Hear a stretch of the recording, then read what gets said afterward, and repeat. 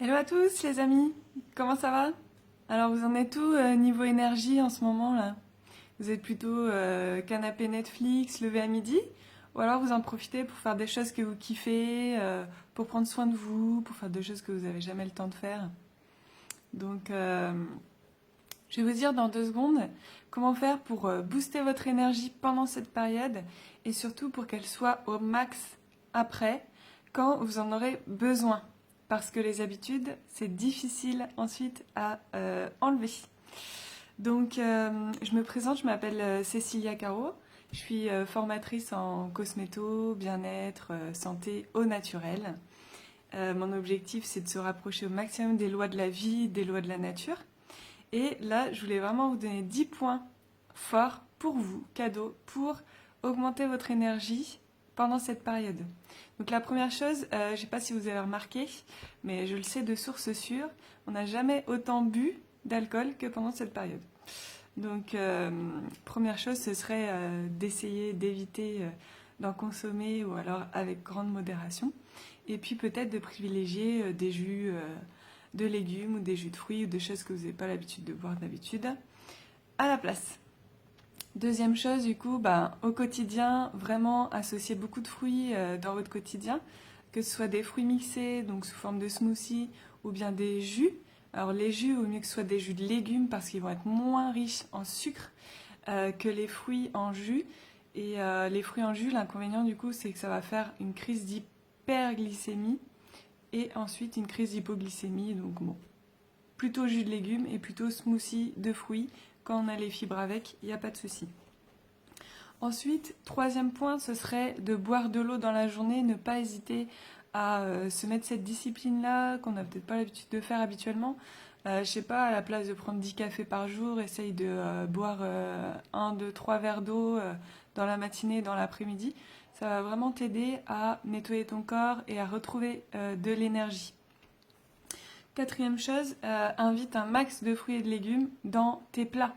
Là, c'est le moment ou jamais de essayer de cuisiner ou bien d'associer les légumes. Ça s'appelle de la cuisine aussi. Dans des salades, on ne fait que associer les légumes, par exemple.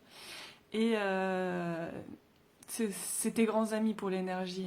À la fois, ils t'en apportent par tous les minéraux et les vitamines, les antioxydants qu'ils comportent, mais en plus, c'est des grands nettoyeurs du corps, et un corps qui sait bien se nettoyer, c'est un corps en pleine santé, aujourd'hui et pour demain. Donc fais-le dès maintenant. Je sais pas, si t'aimes toujours manger des plats bien composés, essaye de te faire une petite entrée de crudité. Comme ça, t'as moins faim pour manger, je sais pas, les pâtes ou la pizza après. Et en même temps, tu as fait ta petite cure d'aliments détox, quoi.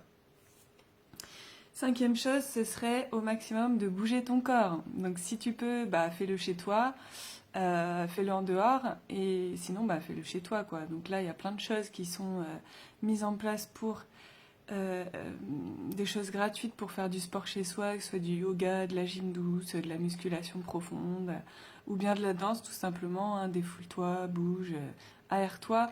Le fait que tes poumons ils s'oxygènent bien, même à l'intérieur de ta maison, ça va faire en sorte, encore une fois, de libérer tous les acides qu'il y a dans ton corps. Et si tu peux respirer l'air frais, donc sixième point, à l'extérieur, c'est encore mieux, quoi. Donc sur ton balcon, ou si tu as la chance d'avoir un petit jardin, dans ton jardin, oxygène-toi, ça permettra aussi de reconnecter avec la nature. J'en viens au septième point, du coup, si tu n'as jamais essayé, c'est le moment ou jamais de méditer.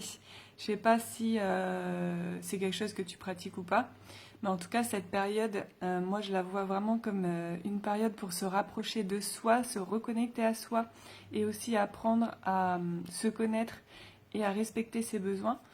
Et dans la catégorie gestion du stress et des émotions, et se sentir bien et recentrer avec soi et ne pas douter dans son quotidien, vraiment la méditation c'est génial.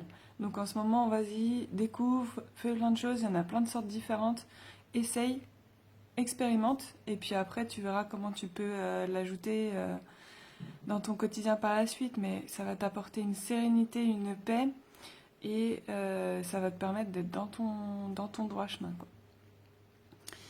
Après, j'ai envie de te dire aussi, essaye de faire tous les jours, huitième point, au moins une chose qui te nourrit réellement. Donc on parle même plus de nourriture, là on parle de choses qui te plaisent, que tu kiffes, qui te nourrit, peut-être intellectuellement, peut-être, je sais pas, des sujets que tu n'oses pas aller voir d'habitude.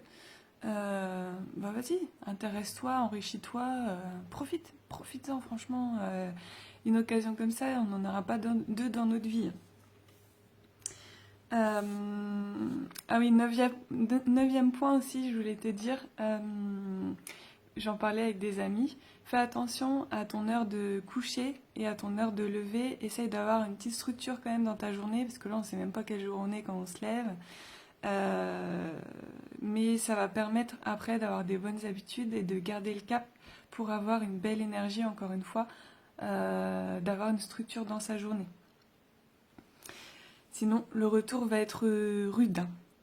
Et puis, petit moment positif, peut-être une chose que c'est le moment de mettre en place au quotidien pour exercer ton esprit à le faire. Ton esprit met 21 jours à intégrer quelque chose, hein, donc vas-y, tous les jours, tous les soirs, intègre 3 choses belles ou bien que tu as kiffé, qui te sont arrivées dans la journée, tous les soirs.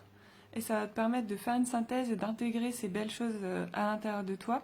Et après, ton esprit, si tu le fais pendant 21 jours, il va être habitué à faire ça le soir avant de te coucher, ce qui va te permettre d'avoir un bon sommeil et du coup de te lever avec le smile le lendemain, quoi.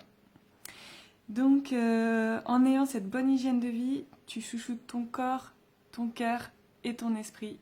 Et donc, ça peut que aller bien pour toi, pour avoir la vie de tes rêves et que tu mérites dès maintenant et par la suite. Allez, prends soin de toi, à bientôt.